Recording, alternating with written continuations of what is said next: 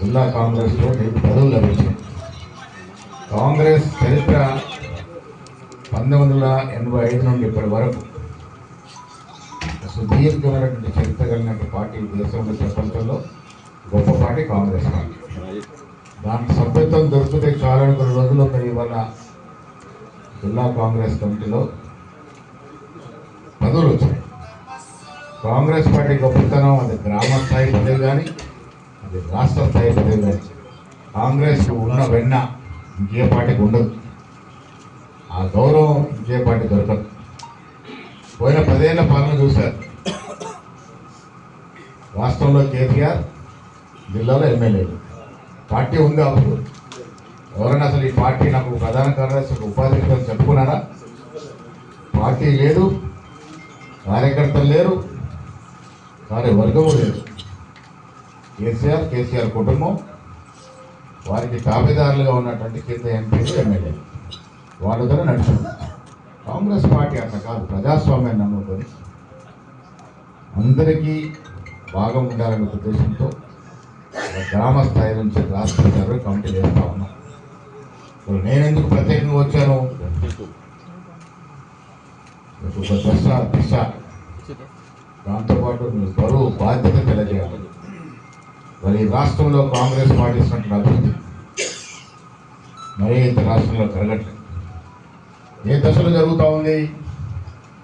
ఈ రాష్ట్రంలో దాదాపు 22 మంది ముఖ్యమంత్రులు 2014 ముందు పాలించినారు. 65 ఏళ్ళ దాదాపు 65 ఏళ్ళ కాంగ్రెస్ టీడీపీ పార్టీలో మన అప్పంతా కూడా 68 కొట్టాయి. కేసీఆర్ గారు వచ్చిన తర్వాత పద్ధతి పాడు లేకుండా, ఒక దూరదృష్టి లేకుండా, ఒక ప్రణాళిక లేకుండా 8 లక్షల కోట్ల అప్పులో మన కూర్చోబెట్టినారు. ఆయన వెళ్ళి వాళ్ళ ఫామ్ హౌస్లో పరిమితమయ్యారు. పెద్ద ఆయన గురించి మాట్లాడడం బాగుండదు, కానీ ఆయన ఆధ్వర్యంలో సంపాదించిన ఆస్తులు వాటాల కోసం బావమరుదులు, ఒకరికి చెల్లెలు, ఒకరికి చిన్న ఆయన కొడుకు కొట్లాడుతూ ఉన్నారు. చూస్తున్నాం కదా మనం. కవిత గారు వేరే కుంపటి పెట్టుకున్నాడు. బావమరుదు మధ్య రాజకీయం వరికి వెళ్ళి పదవి కోసం పోరాడుతూ ఉన్నారు. సందేహ సదేమి అని సంతోషరావు చాలా సంతోషంగా ఉన్నాడు. అందరికన్నా సంతోషరావు సంతోషంగా ఉన్నాడు. హ్యాపీరావు. మరి వాళ్ళు ప్రజల సేవ ఎక్కడ చేస్తారు? వాళ్ళ ఇంటికి తగాదాలు తెలుసుకోలేని పరిస్థితి, ఆస్తులు పంచుకోలేని పరిస్థితి, వాళ్ళు ప్రజలకి ఏడు సేవ చేస్తారు? అలాంటి పరిస్థితుల్లో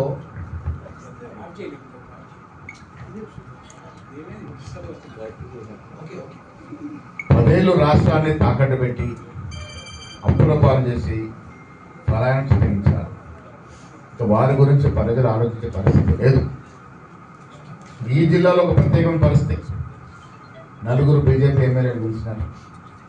ఏ రకంగా గెలిచినారు? వాళ్ళంతా ప్రజల కోసం ఏదో ఓట్లాడినారా, ఉద్యమాలు చేసినారా, ఏమైనా సేవలు చేసినారా? ఎవరి పేరు మీద గెలిచినారు? శ్రీరామచంద్రుడు పేరు మీద గెలిచినారు. శ్రీరామచంద్రుడికి బీజేపీ పార్టీకి సంబంధం ఏంది? శ్రీరామచంద్రుడు రాజ్యం చేసింది కొన్ని వేల సంవత్సరాల క్రితం. బీజేపీ పార్టీ పుట్టింది ఎప్పుడు? స్వాతంత్రం వచ్చిన తర్వాత 45 ఏళ్ళకి, 76, 77లో పుట్టింది. గారి గారు మొన్న పుట్టింది. కొన్ని వాళ్ళ పూర్వీకులు ఎవరు? RSS, BSP, Bajrang Dal. వాళ్ళ పరిస్థితి ఏంటి? అసలు ఈ దేశానికే స్వాతంత్రం వద్దు, బ్రిటిష్ వారే ముద్దన్నారు. తెలుసుకోవాలి మనం చరిత్ర. స్వాతంత్రమే వద్దన్న వాళ్ళు, బ్రిటిష్ పాలనే కావాలన్న వాళ్ళు ఇలా పాలన చేస్తూ వాళ్ళు దేశభక్తి గురించి మాట్లాడుతూ ఉన్నారు. శ్రీరామచంద్రుడి పేరు వాడుకునే హక్కు వారికి ఎక్కడది? శ్రీరామచంద్రుడికి బీజేపీ పార్టీలో సభ్యత్వం ఉందా? వారికి వీరికి అసలు సంబంధం ఏంటి? ప్రభుత్వం లేస్తే మేము ఈ అధికారంలో 12 సంవత్సరాలు ఉన్నాం, మోడీ గారు ప్రధానమంత్రిగా ఉన్నారు, ఇవి ఎన్ని కోట్ల ఉద్యోగాలు ఇచ్చామని చెప్పే దమ్ము ధైర్యం ఉందా? లేదు. కారణం ఉన్న ఉద్యోగాలు తీసేశారు. ఇవి ఎన్ని పరిశ్రమలు పెట్టామని చెప్పే దమ్ము ఉందా? లేదు. ఉన్న పబ్లిక్ సెక్టర్ యూనిట్లని మూసారు, లేకుంటే అమ్మేశారు. అదాని, అంబానీ కుదరబెట్టేశారు. పెట్రోల్, కిరోసిన్ ధర మన్మోహన్ సింగ్ గారు ఉన్నప్పుడు ఇంటర్నేషనల్ మార్కెట్లో క్రూడ్ ఆయిల్ ధర $155, $155. ఇవాళ దాని ధర ఎంత పడిపోయింది? $58. నాకు తెలిసి ఇంకా అటు ఇటు ఉండొచ్చు. మరి పెట్రోల్ ఎందుకు రావాలి? ఇవాళ ఆనాడు 65 రూపాయలకి 21 రూపాయలు రావాలి, 110 రూపాయలు ఎందుకైంది? ఈ మధ్య కమిషన్ ఎవరు తిన్నారు? కేంద్ర ప్రభుత్వం. 2 లక్షల కోట్లు ప్రజల మీద సంపాదించారు. పెట్రోల్ దించరు, కిరోసిన్ దించరు, నిత్యావసర సరుకుల ధరలు దించరు, ప్రాజెక్టులు తేరు, ఉద్యోగాలు ఇవ్వరు. శ్రీరామచంద్రుని వాడుకొని రాజకీయాలు చేస్తారు. మనకు అవసరమా? ప్రజలు ఇవాళ ఆలోచిస్తూ ఉన్నారు. శ్రీరామచంద్రుడి జాగల వారున్నారు, శివుడి జాగల శివుడు ఉన్నారు. రోజు పొద్దున్న లేసి మనం పూజ చేసుకుంటాము, మనం కూడా దేవుని ఆరాధిస్తాము. కానీ దేవుడి పేరు ఓట్లు అడగము, అడగక కాక అడగము. దేవుళ్ళ పేర్లు చెప్పి గెలిచినటువంటి ఇక్కడ 4 ఎమ్మెల్యేలు ఇదే ఆఖరి ఎమ్మెల్యే గిరి వాళ్ళకి. ఆదిలాబాద్లో గెలిచిన మీ బీజేపీ ఎమ్మెల్యేల గిరి ఇదే ఆఖరి గిరి. అందులో సమస్య లేదు. నేను గట్టిగా నమ్మకంగా చెప్పగలుగుతాను, ఆదిలాబాద్కి 1983కున్న పూర్వవైభవం వస్తుంది. ఆ రకమైన కదలికలు గ్రౌండ్లో కనబడతా ఉన్నాయి. హైదరాబాద్కు ఒక ప్రత్యేక చరిత్ర ఉంది. ఎటు పోతే అంటే మూకుమ్మడిగా పోయే అలవాటు ఉంది. 83 తర్వాత ఎన్టీ రామారావుతో సాగారు చారి గారు, ఆ తర్వాత ఇంద్రకరణ్ రెడ్డి గారు, అందరూ కూడా నాయకత్వం చేశారు. 14 నుంచి టీఆర్ఎస్తో ఉన్నారు, రేపు మనతో ఉంటారు. ఆదిలాబాద్ యొక్క ప్రజల యొక్క అలవాటు ఆ రకంగా ఉంది. ఆదిలాబాద్ వల్ల కాంగ్రెస్ పార్టీ, కాంగ్రెస్ ప్రభుత్వం, ముఖ్యమంత్రి గారి యొక్క మధ్యలో ప్రయారిటీ జిల్లాగా ఉంది. ఆదిలాబాద్ని అన్ని రకాలుగా అభివృద్ధి చేయాలని ఆలోచన ఉంది. కాబట్టి విమానాశ్రయం తీసుకొస్తా ఉన్నాం. వెంటబడి విమానాశ్రయం వస్తూ ఉంది ఆదిలాబాద్. నిర్మల్కి మరొక ప్రత్యేకత ఉంది. దక్షిణాది నుండి ఏకైక పవిత్రమైనటువంటి ప్రఖ్యాతి కలిగినటువంటి సరస్వతి ఆలయం బాసర నిర్మల్ జిల్లాలో ఉంది. శివులైటి నిర్మల్ జిల్లాలో ఉంది. కొయ్య బొమ్మలకి ఇప్పుడు కాదు, మేము పుట్టకముందు ప్రాచుర్యంలో ఉంది. నిర్మల్ బొమ్మలకి ఉన్న ప్రాముఖ్యత ఈ దేశంలో మనందరికీ తెలిసిందే. కొనికి చెట్లు పెంచుతున్నటువంటి సందర్భం ఇవాళ 1000 గూడల మర్రి చరిత్రాత్మక మర్రి నిర్మల్లో ఉంది. నిర్మల్ని, ఆదిలాబాద్ని పారిశ్రామిక అభివృద్ధి చేస్తే నిర్మల్ని పర్యాటక రంగంగా అభివృద్ధి చేయాలనే తపన కాంగ్రెస్ ప్రభుత్వానికి ఉంది. నిర్మల్కి కూడా యావత్ ఉమ్మడి ఆదిలాబాద్ జిల్లాలో అత్యంత రాజకీయ చైతన్యవంతమైన ఊరు ఏదైనా ఉంది అంటే నిర్మల్. ఆనాడు ఆదిలాబాద్లో కూడా నిర్మల్దే ప్రాముఖ్యత. ఇవాళ జిల్లాగా వచ్చింది నిర్మల్. నిర్మల్కి ఉండే ప్రాముఖ్యత టూరిజం పరంగా డెఫినెట్గా దీన్ని అభివృద్ధి చేసుకోవాలనే ఆలోచన ఉంది. మరొక చరిత్ర ఉంది. గొలుసు చెరువులు ఇక్కడే ఉన్నాయి. గొలుసు కట్టు చెరువులు ఇప్పుడు కాదు, తాత ముత్తాతలు ప్లాన్ చేసిన చెరువులు ఇక్కడ ఉన్నాయి. వ్యవసాయపరంగా మంచి అవకాశం నిర్మల్ భవిష్యత్తులో అభివృద్ధి చేసుకోవాలనే దశగా ప్రయత్నం చేస్తూ ఉన్నాం. మిత్రులారా, ఎవరెన్ని చెప్పినా ఇవాళ కాంగ్రెస్ ప్రభుత్వం ఇస్తున్న అభివృద్ధి, కేటీఆర్ ఇంగ్లీష్ మాట్లాడతాడు. 2,000 కోట్లు విదేశీ పెట్టుబడులు తెచ్చాడు, చెప్పగలుగుతాడా? రేవంత్ రెడ్డి నేతృత్వంలో గ్లోబల్ సమ్మిట్ జరిగితే 3 రోజుల వ్యవధిలో 5,78,000 కోట్ల విదేశీ పెట్టుబడులు వచ్చినాయంటే ఫోర్త్ సిటీ ఏ రకంగా అభివృద్ధి చెందబోతా ఉందో ఒక్కసారి అర్థం చేసుకోవాల్సిన అవసరం ఉన్నది. సంక్షేమం, మనం ఇస్తున్న సంక్షేమం ఈ దేశంలో ఏ రాష్ట్రం ఇవ్వట్లే. నీకు ఎందుకు చెప్తానంటే రేపటి నుండి మీ బాధ్యత, మీ కర్తవ్యం. కాంగ్రెస్ పార్టీ చేస్తున్న ప్రతి అభివృద్ధి స్కీము, ప్రతి వెల్ఫేర్ స్కీము ప్రజలకి చెప్పాల్సిన బాధ్యత మీది, జిల్లా కార్యవర్గ సభ్యులది. సన్న బియ్య కార్యక్రమం చరిత్రాత్మక కార్యక్రమం. దొడ్డు బియ్యం పేరిట ఈ జిల్లాలో, మా పక్క జిల్లాలో ఏ రకంగా స్మగ్లింగ్ జరిగింది, టీఆర్ఎస్ నాయకులు జేబులు ఏ రకంగా నిన్నాయి మనందరూ తెలుసు. సన్న బియ్యం ప్రజలు ఆస్వాదిస్తూ ఉన్నారు, రుచికరంగా తింటా ఉన్నారు. ఇందిరమ్మ ఇల్లు, ఈ రాష్ట్రంలో ఇల్లు లేని పేదవాడు ఉండకూడదని మహత్తర కార్యక్రమాలు. ఒక్కొక్క నియోజకవర్గం 3,500 ఇల్లు ఇచ్చాం. ఇంకా ఇస్తామని మాట చెప్తా ఉన్నాం. ఎవరు అర్హత కలిగితే వారికి ఇల్లు ఇచ్చే బాధ్యత కాంగ్రెస్ ప్రభుత్వానికి పార్టీది అనే మాట కూడా ఈ సందర్భంగా మనం చేస్తా ఉన్నాం.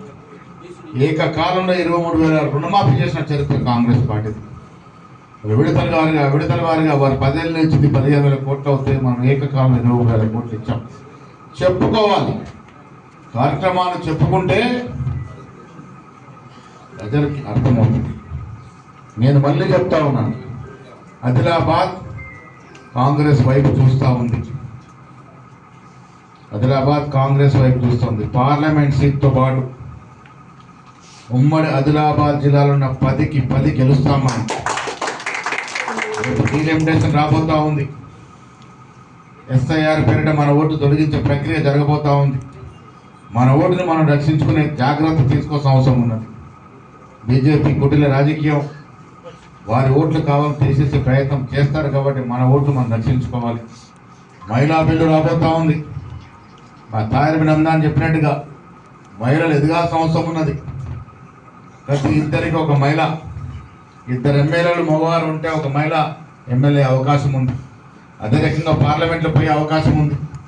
నాయకత్వ లక్షణాలు పెంచుకొని ఎదగాల్సిన అవసరం ఉందనే మాట కూడా నేను ఈ సందర్భంగా మనవి చేస్తా ఉన్నాను. మహిళలకి సగౌరవంగా చూసుకునే పార్టీ కాంగ్రెస్ పార్టీ. ఆనాడు ఇందిరాగాంధీ, తర్వాత సోనియా గాంధీ, అలా ప్రియాంక గాంధీ నేతృత్వంలో ఒక మహిళల నేతృత్వంలో పనిచేసినటువంటి గొప్ప కార్యకర్తలు మనం. మహిళలను ఆదరించే పార్టీ కాంగ్రెస్ పార్టీ. ఇలా ఖర్గే గారు, రాహుల్ గాంధీ గారు ఎన్నేళ్ళ రాజకీయ జీవితం నిస్వార్థంగా జరిగిందని మనం చూసాం. ఒక కౌన్సిలర్ ఎలక్ట్ అయితే రాజీనామా చేయాలంటే ప్రాణం పోతుంది. అవునా? ప్రధానమంత్రి పదవిని త్యాగం చేసిన ఘనత సోనియా గాంధీ. 2004లో వారు ప్రధానమంత్రి ఎవ్వరు ఆపే శక్తి లేకుండా త్యాగం చేసి మన్మోహన్ సింగ్ గారిని ప్రధానమంత్రి చేసింది. ఆనాడు మన్మోహన్ సింగ్ గారు ప్రధానమంత్రి అయ్యారు కాబట్టి ఆర్థికంగా ఈ దేశం నిలదొక్కుంటుంది. మోడీ గారు చదివే లేదులా. నెహ్రూ గారు, ఇందిరాగాంధీ గారు రూపుకొల్పినటువంటి స్పేస్ సెంటర్లో ఇలా ముందుండి ఫోటోలు ఇస్తా ఉన్నాడు మోడీ గారు. ఆయన చేసింది ఏం లేదు, ఈ రాకెట్ ప్రయోగంలో.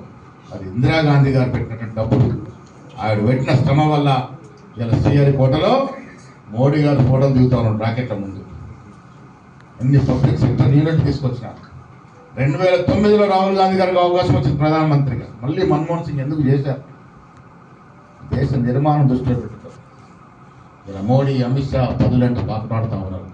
పదుల కోసం ఎంత దూరమైన పోయే పరిస్థితిలో ఉన్నారు, ఏమైనా చేసే పరిస్థితిలో ఉన్నారు. పదులు తృణప్రాయంగా తెగించే పరిస్థితిలో సోనియా గాంధీ, రాహుల్ గాంధీ గారు. వీరికి వారికి పోలికంటే అడుగుతా ఉన్నాను.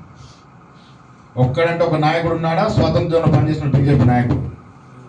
ఇలా మోడీ గారు చెప్తారుగా మా తాత ముత్తాతలు దేశం కోసం పాటుపడ్డారని. ఒక్కడంటే ఒక్కడు లేరు. వీర సావర్కర్ గురించి చెప్పుకుంటారు. ఆయన కూడా మధ్యలో కాండెత్తిసిన మనిషి. మన దగ్గర ఉన్నారు స్వాతంత్రం కోసం పోరాడినటువంటి వ్యక్తులు. మోతీలాల్ నెహ్రూ, జవహర్లాల్ నెహ్రూ, సుభాష్ చంద్రబోస్, వల్లభాయ్ పటేల్, మౌలానా అబ్దుల్ కలాం ఆజాద్, ఎంతమంది దేశం కోసం పాలన తగ్గించినటువంటి కాంగ్రెస్ నాయకులు ఉన్నారు. స్వాతంత్రం వద్దన్న వాళ్ళు, బ్రిటిష్ వాళ్ళు ముద్దన్న వాళ్ళు, ఇలా దేశం గురించి చెప్తే దేశాన్ని పాలిస్తూ ఉన్నారు. సో సజావుగా పాలిస్తున్నారా? బీదవారి కడుపులు కొట్టి అదాని, అంబానీ కడుపులు నింపుతా ఉన్నారు.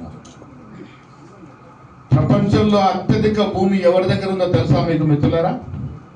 ప్రపంచంలో హైయెస్ట్ ల్యాండ్ బ్యాంక్ ఎవరి దగ్గర ఉంది? అంబానీ దగ్గర. భారతదేశంలోనే కాదు, విదేశాల్లో అన్ని లెక్క పెట్టుకుంటే కొన్ని లక్షల ఎకరాలు ఇవ్వాలి అంబానీ గారి దగ్గర భూమి. ఎట్లా పడిగెడతాం? అదాని గారి ఆస్తులు ఎంత? 2014 ముందు అదాని ఆస్తులు ఎంత? ఇలా బెదిరించి అదిరించి ఎయిర్పోర్ట్లు కబ్జా చేస్తూ ఉన్నారు, పోర్ట్లు కబ్జా చేస్తూ ఉన్నారు. మోడీ గారి పేరు చెప్పి దౌర్జన్యంగా బాంబే ఎయిర్పోర్ట్ ఎవరిది? జీవిక ఎవరి పేరు మారింది? అదానికి ఎట్లా మారింది? దబాయింపులు చేసి, బెదిరింపులు చేసి ఇలా ఈ దేశ యొక్క సంపదను దోషి అదాని, అంబానీ పేర్లు పెట్టే ఆ పార్టీలో మహేశ్వర్ రెడ్డి గారు, పాయల్ శంకర్ గారు, హరీష్ రావు గారు, పటేల్ గారు చెప్తే ప్రజలు ఇండియా బస్సులు ఎక్కడ ఉంటారండి? ఇప్పటికి కూడా ప్రజాస్వామ్యంలో గెలిచినారు కాబట్టి ఈ ఎమ్మెల్యేలకి రేవంత్ రెడ్డి ఇంకా గౌరవం ఇస్తూ ఉన్నారు.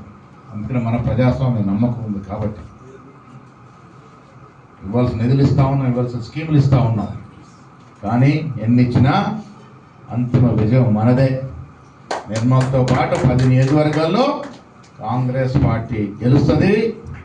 మహేశ్వర్ రెడ్డి ఎమ్మెల్యేగిరి, పాయల్ శంకర్ ఎమ్మెల్యేగిరి, ఇదంతా ఆఖరిగిరి. మళ్ళీ వచ్చే సమస్య లేదు. రాసి పెట్టుకోండి మిత్రులారని మాటిస్తున్నాను.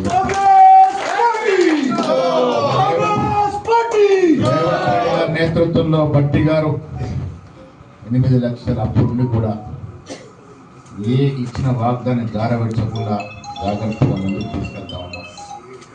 కష్టం ఉంది, అప్పుల బారి కష్టం ఉంది, అయినా కష్టపడి ముందుకు పోతా ఉన్నాం. ఇప్పుడు కాంగ్రెస్ పార్టీ ఒక మాట ఇస్తే మాట నిలబెట్టుకుంటుంది. ఎవరు ఇచ్చారు తెలంగాణ? సోనియా గాంధీ గారు తలుచుకుంటే తెలంగాణ వచ్చేదా? కేసీఆర్ ముఖ్యమంత్రి అయ్యేవాడా? ఈ రకమైనటువంటి దోపిడీ జరిగేదా? ఇది ప్రజలు ఆలోచించుకోవాల్సిన అవసరం ఉన్నది. క్షణికంగా దేవుళ్ళ పేరు చెప్పి మోసం చేస్తే ప్రజలకు నష్టం కలగదు. ప్రజలకు కావాల్సింది వారి యొక్క జీవిత పరిణామం పెరగాలి. ప్రజలకు కావాల్సిన వాళ్ళ పిల్లల భవిష్యత్తు, పిల్లల విద్య, పిల్లలకు ఉద్యోగాలు. ఆ రకంగా ఇచ్చే పార్టీ ఏకైక పార్టీ కాంగ్రెస్ పార్టీ. ఆ దశగా మనం ప్రయత్నం చేయాలి. మీ అందరూ కూడా వినవి, పార్టీ ఉంటేనే ప్రభుత్వాలు మిత్రమా. పార్టీయే శాశ్వతం. ప్రభుత్వాలు వస్తాయి పోతాయి. కాంగ్రెస్ పార్టీ శాశ్వతం. పార్టీ ఉంటేనే